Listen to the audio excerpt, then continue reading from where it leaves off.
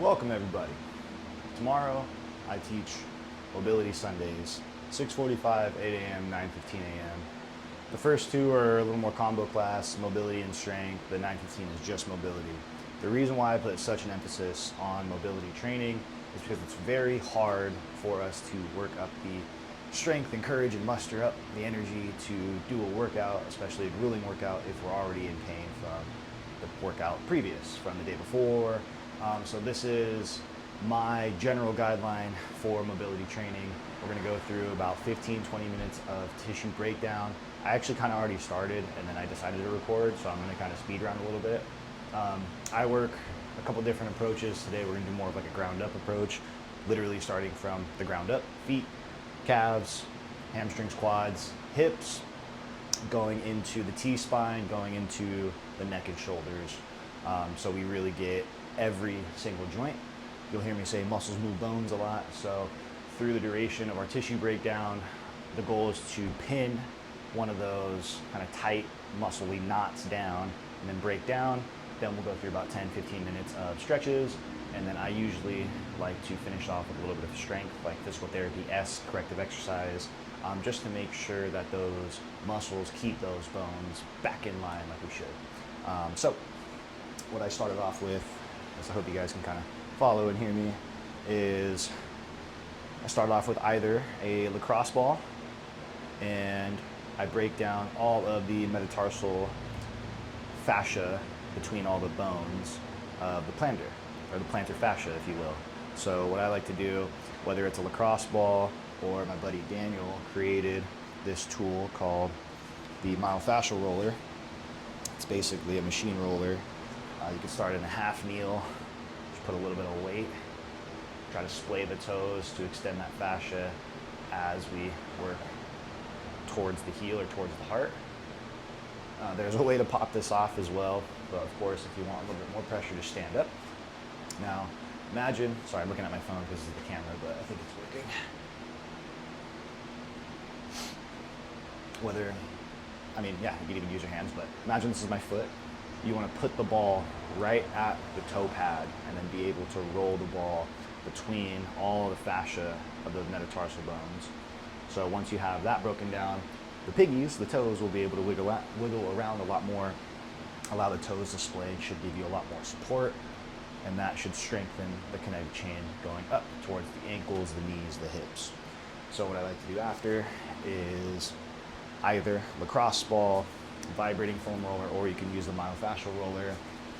Again, for some tissue breakdown. Now, I'm just using this one for sake of example, but it's the same technique if you were to use a foam roller. If you like extra pressure, you can cross one leg. Now granted, this tool is pretty dense, so one leg will suffice. You can add pressure by picking up the hips, you don't have to. And what I want to do is try to pin one of those knotty adhesions down, whatever you want to call them, knots, adhesions, tight spots. Just break it down. At the end of the day, it is limiting your range of motion. So pin that down and extend and flex the joint of the ankle, because the calf muscles and shin muscles are the prime movers that help that joint move. So by purposely extending and flexing that ankle joint, you can dig in a little bit deeper as the body starts to relax under that tension. So I usually go for about 90 seconds to 2 minutes, usually no more than like 2-3 minutes. You don't want any diminishing returns, but you also need to stay on that kind of trigger point long enough for it to release. So it is kind of a double-edged sword. If you start sweating, it is okay, it is normal. So again, kind of speed round, so I already did these two, working up the chain. This is where something harder, like the myofascial roller or a vibrating foam roller, shoot, even a barbell, putting it about knee height on a rack will really help. Because a lot of times we roll the quads and we roll the IT bands or the lateral quad, but we tend to ignore the posterior chain of the hamstrings and the glutes, and that's where a lot more of that strength and power tends to come from. So again, just the same technique, going towards the heart. It's a little bit harder to extend and flex here, so we're going to kind of stay in like more of like a neutral position. Just push all the blood towards the heart. And kind of slightly internally, externally rotate just to hit all those kind of different angles and nooks and crannies. And you would do, again, both sides, working up the chain. Myofascial roller might be a little gnarly. You could definitely do it. You can also go for a lacrosse ball, but my personal favorite on this one, which I don't have in my garage right now, is a like hard, bouncy like med ball. You can put it right on the piriformis or the glute med, and you take a seat right there. I can turn this on. This is a vibrating foam roller. You don't have to. Regular foam roller works. Lacrosse ball also works. Now, just sitting does plenty, but I've been doing this a while, so I like to kind of go ankle over knee, find a little bit more of those nooks and crannies, and kind of stay on the upper, outer left pocket. And then you can really break down a lot more of the outer part of the glutes. That tends to cause a lot of back pain and hip tightness. Again, I'd say 1 to 2 minutes each side, no more than 3. Don't want to cause any inflammation or cause any pain, of course, but usually those tight glute muscles will tend to relax the low back and hips. Personally, I'm not a fan of rolling the low back just because it's a high risk, high risk, low reward. Sorry, it's the morning. So I usually start right about the middle of the spine, right in the middle, thoracic spine / rhomboids, support the head and neck. You can just go into some extension, flexion of the spine. If you can handle picking the hips up, getting a little deeper, that's fine too. Now, you're a little bit more experienced in the myofascial breakdown aspect. You might need something a little more specific. That's where the lacrosse ball comes in handy. This is where we can get a little bit more specific, whether it is more of like the sacrum or like the QL muscles in the lower back and your rectors, or as you work up the chain, more like the rhomboids, like the middle of the scapula. One of my favorite things to do, especially coming off of shoulder reconstruction, is like all these muscles are really deactive and weak, lower here, and the pectoral and delt muscles get really tight too. So whether I kind of start in the rhomboid, kind of back and lat area, and then I work my way to the front of the delts, pec major, pec minor. But you'll see, I put the ball right between the scapula and the spine, and I usually spend about 1-2 minutes just going through all these different ranges of motion. I like to say that my arms are arms like a clock, and you're hitting all these different times, 12, 6, 3, 9, and then you can slightly move up the chain closer to the upper traps, and I'll show you what we'll do after. But just for sake of example, you can also do the same thing. I kind of already showed you guys sacrum QL, but if you flip over to this side, we can hit the entire shoulder girdle, starting with more of like the pectorals and just easily rolling left, right. If you want a little extra pressure, you can do a little scorpion action. You don't have to. And then I would just pretty much continue this technique from the pecs all the way out to the delts. Now, if laying on the ground is too gnarly for you, or if you are a woman and you have sensitive chest area, what I like to have you guys do is go to a rig, squat rack, a wall, a doorway, and just place the ball against the rig with your opposite hand. And the arm that is not working just goes through those extended ranges, extension and flexion, kind of the same concept, hitting all those different times of arms on the clock. And then the upper traps, a couple different ways. Again, this is a little bit more like what you guys are used to. You can do the same thing using a rig and a lacrosse ball, kind of hinging, put it about waist height, belly button height, hinging at the hip and pushing more in like a forward direction for that upper trap. And you can do the same thing by kind of just looking away and away and down to really extend the muscles of the upper traps, your SCM, your sternocleidomastoid, your scalene muscles in here that tend to be really tight and kind of force you into this locked up position. So by loosening that up, you increase the range of motion of the head, neck, shoulders, and really relieve a lot of pain and pressure. Excuse me while I adjust this.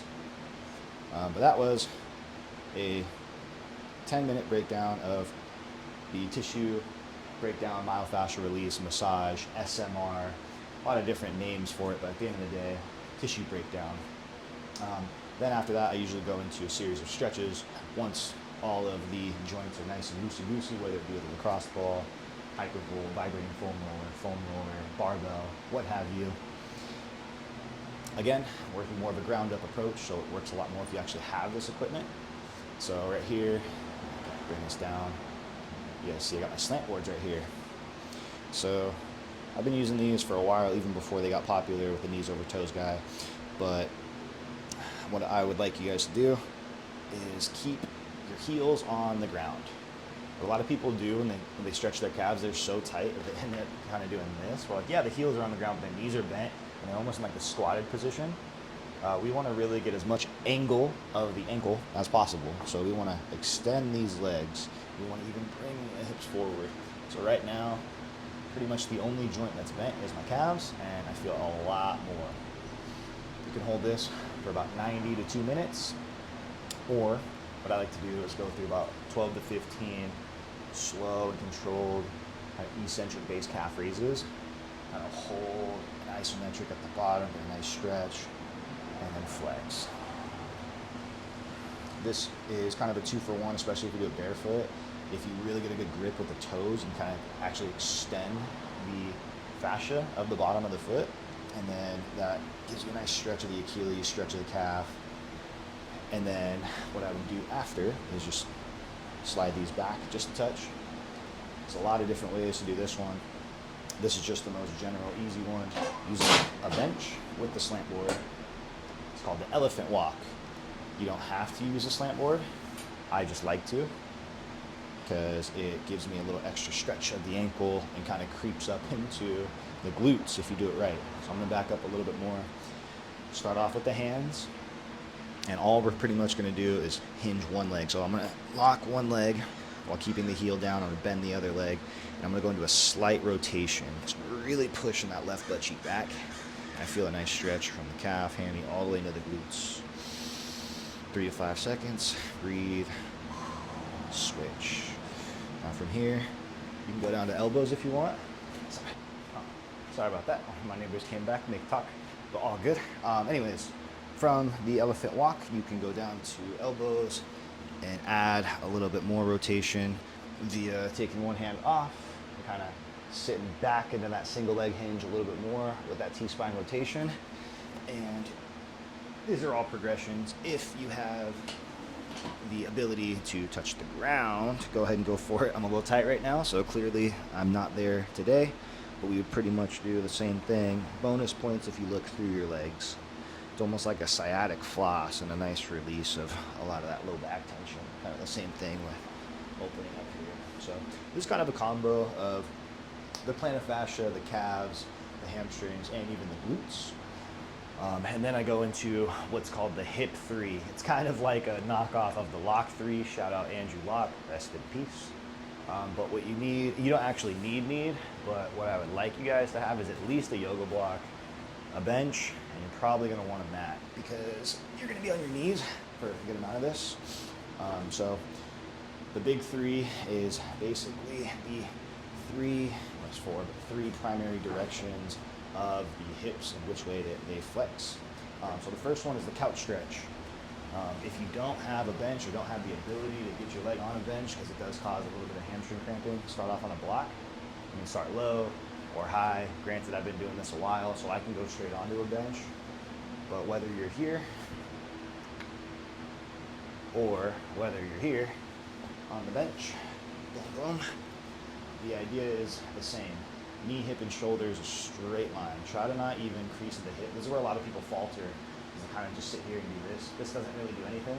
We're trying to target the hip flexors, the iliacus, the psoas, and even the quads here by flexing the glutes forward and even keeping a nice contracted lower abdominals here. So nice and neutral. We're not overly extended in the spine. That's where like a lot of people kind of falter here and feel a lot more in the back. We want to feel the hip flexor and the quad. So do both sides. Again, I'll even an elephant walk.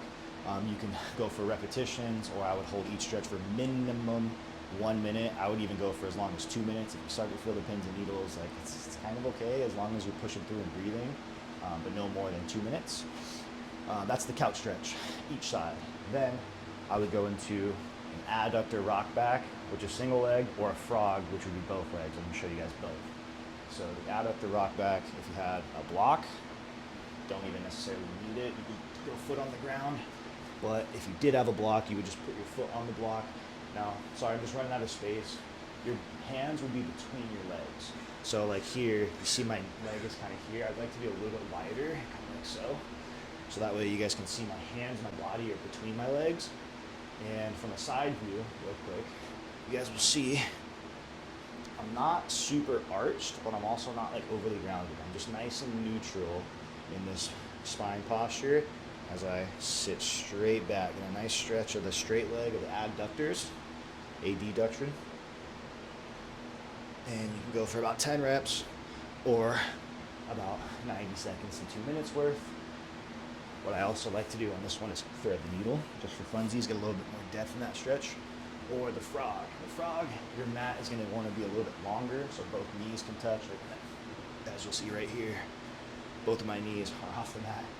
Not super comfortable on my knees, but great stretch. You would drop to your elbows, same thing with the neutral posture, and just sitting straight back. Straight back. So as we're here, boom, boom, boom. Nice and wide. You can start with the hands or the elbows, but same thing, not overly arched, nice and neutral, just sitting back and forth, back and forth. Sorry, I couldn't show you because it's gonna smack my face. So that's the adductor. So the first one, the couch stretch for the front of the hip. The second one, the adductor rock back for the inside of the hip. The third one, there's a couple different variations of the pigeon stretch for more the outside / medial side. That helps a lot with lateral movement. The glutes are responsible for a lot of extension and lateral movement. So the first one, shout out Brie Millard, because this probably is one of the most user-friendly ways to get in. A lot of times the pigeon stretch hurts people's knees because they're so tight. But what you can do is start off with a block. You don't need a block. It just helps with depth. But watch as you guys are lined up with me. Sorry, I'm just going to grab my phone, make sure the tracking's on. So the idea here is one knee on the block, kick one leg straight back, and you drop that up leg right next to the knee. I'm sorry, right next to the ankle, excuse me, right next to the ankle that's on the block. From here, you can just stay here. Turn it for you guys so you can see. So it's almost like you start off in a bird dog, and then you just cross it right over. Not too far to where we rotate, just enough to where that knee can still touch the ground. And you guys can see, right, I'm not rounded. Right, I'm in a nice neutral position as I hinge and sit back. It's a nice stretch for the glutes, glute med piriformis. And as I breathe, you can either continue to hinge and rock, or you can just wiggle left, right, and find a nice, comfortable position to sit in that stretch. I like this one for about 2 minutes, just because the glutes are so dense and tight and responsible for a lot of power and explosiveness, especially for the hinging. That typically, those just require a little bit longer. That's version A and B, whether it's a block or not off a block. If you have access to a bench that can incline, even better. So like 30, 45 degree incline. The higher the knee on the bench, the better. And a nice wide, almost like a split squat.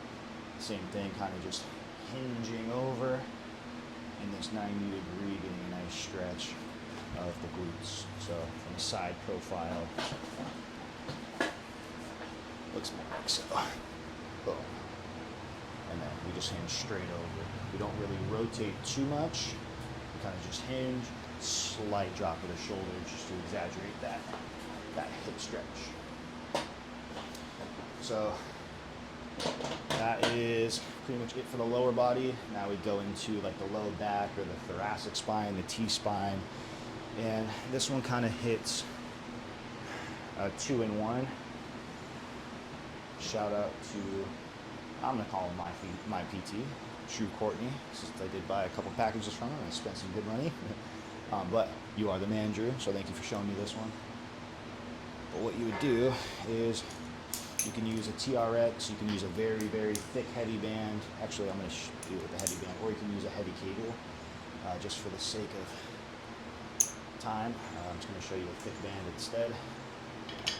What you would do is just hook up a band to a high point of a rig, get a nice anchored grip, walk out to a side. Now if it's right arm in the band, right foot forward, I'm sorry, that was wrong. Sorry, Drew. Right arm in the band, left foot forward. Feet are on train tracks, and we just turn the spine and the trunk. Same concept with keeping the trunk between the knees, right? So I'm more in like this position, I'm more in this position, not in this position, or like this position. I'm just more, boom, square, and I rotate. Nice stretch of the glutes and the lower back. So I worked with Drew for my shoulder reconstruction and a little bit of low back pain, and this stretch alone really, really helped. And then if you creep up the chain from the glutes, QLs, erectors of the spine, you'll hit the rhomboids and the lats. The lats, they're a back muscle, but they're also part of the core. And they're very, very big, much bigger than people think. People think lats are like just under the shoulder blade or armpit. The lats can connect all the way down almost like your pelvis. So it's a very long, thick strand. So very similar to the stretch we just did. It works a lot easier if you have a rig or a doorway that you can actually grab.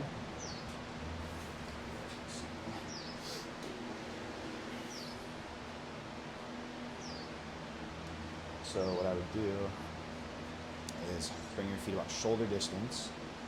Just so you guys can see me. And one hand is going to be about waist height. The other hand is going to be about knee height.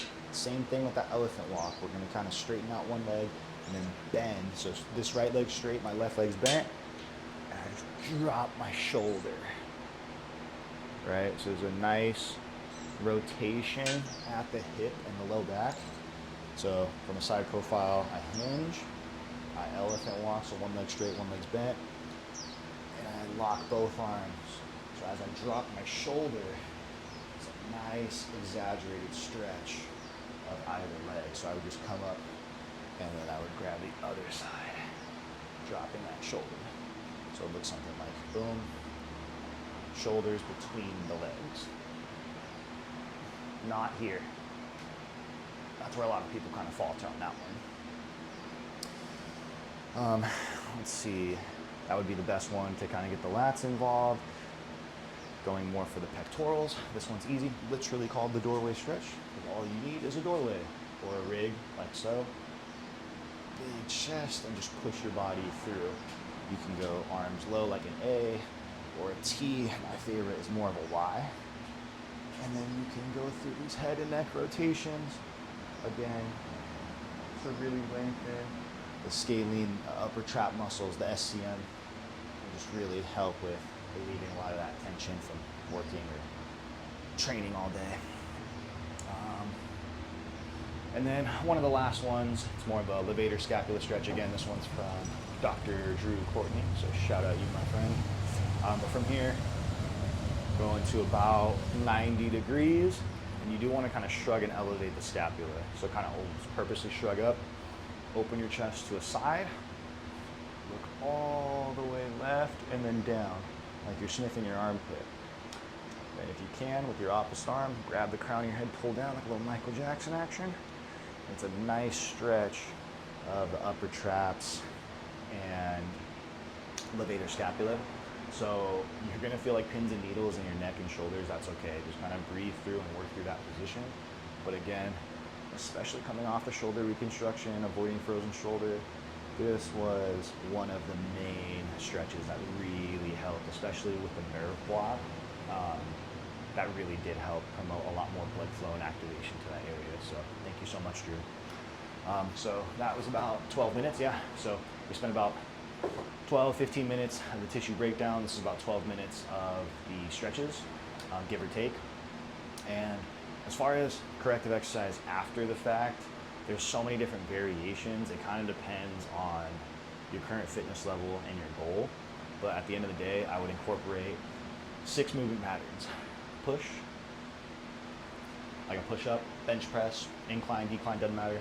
Pull, like a row, pull up, mid-row, bent over row, doesn't matter. Barbell, dumbbell, cable, doesn't matter. Hinge, deadlift, kettlebell swing, single leg. Again, barbell, dumbbell, cable, doesn't matter. Squat, same thing. Goblet squat, Zercher squat, front squat, back squat, doesn't matter. Any form of squat. Single leg squat counts too, off of a bench if you want to get fancy with it. Rotation / anti-rotation, right? That can be in form of cable or band. Haloft pressing is anti-rotation, whereas a wood chop, whether it be mid, low to high, high to low, those are our rotation / anti-rotation patterns. And then our flexion / lateral flexion or carry would be heavy, either suitcase carry, farmer carry. So suitcase would just be 1, farmer would be 2. And if you're going heavy enough, right, you have to engage your core to avoid this. It's called lateral flexion if this were to tilt over. So what I have to do is engage my core and even my glutes to stand up nice and tall. You could either hold. I actually really like marching because it does help with a little bit of ankle mobility and stability as well. And then you can also go for farmer carry, whether it be suitcase carry, farmer carry, figure eights for distance, for max weight. A lot of different ways and variations to mix it up. But there's hundreds of thousands of different exercises out there. And that's at least the 6 foundational movement patterns to maintain and build strength, especially consistent strength, because it's really hard, like I said in the beginning of this video, to continue to push through aches and pains, especially if you know you're going to have to keep training. You're just going to end up hitting diminishing returns. So this is a once to twice a week easy routine for you guys to recover, regenerate, and you could definitely do this and then go train too. This doesn't have to be like a separate mobility day. So whether this is just an active mobility day on its own, or you guys use this as part of like your prep work or your cool down work for your training, that's totally fine.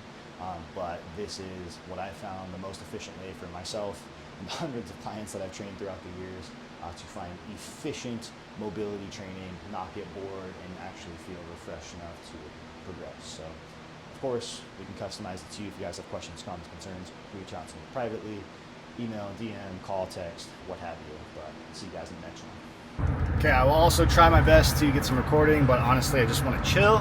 I'm on my way to Calor Sauna and Cold Plunge in downtown Carlsbad. They're actually a little bit of like a friend / affiliate through old run club I used to do. So that's also a big part of how I try to get in some active recovery in addition to some mobility. I'm gonna try to go at least, I honestly hate the cold plunge, dude. I would like to go at least 3 minutes, whether it's like 3 1-minute sessions or 3 minutes straight. And I love the sauna. I'm gonna try to go like, I might even try to go like 25-30 minutes in the sauna today. I have it for 50 minutes. Hopefully I can try to get some recording. If not, that is something that I also try to do minimum, especially now with High Rocks training, once to twice a week. But yeah, it's definitely something you guys should do as much as possible or as much as needed. Help reduce inflammation, help with recovery, and kind of, again, like I said at the beginning of the video, the better you feel, the more consistent that you guys can get in the gym. But yeah, give it a shot.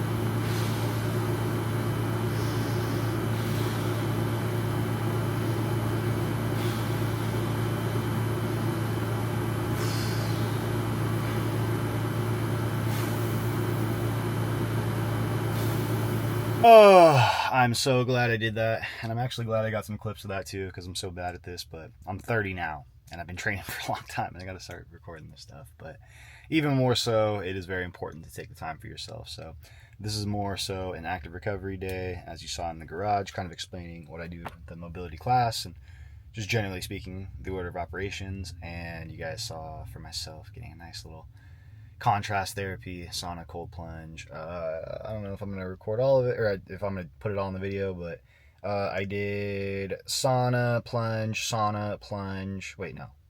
Sauna, plunge. Oh, I guess I did it 3 times. I didn't realize that. So the first time I went in, sauna, 15 minutes, and then I just went to my thighs. Then I did 12 minutes, and then I went to my hips, my belly button. And then I did about another 12 minutes, and then I only got maybe about 1 minute with my entire body in. As you guys heard, it does kind of hurt my shoulder a little bit, but I was trying to suck it up and still get some good recovery, and it actually woke me up nice and good. So get myself a treat, get my doggy Rammy a treat, and enjoy the rest of my active recovery day. So this is definitely something that I recommend that you guys do. I look like I'm about to fall asleep right now, but enjoy your active recovery days and make sure you take the time for yourself.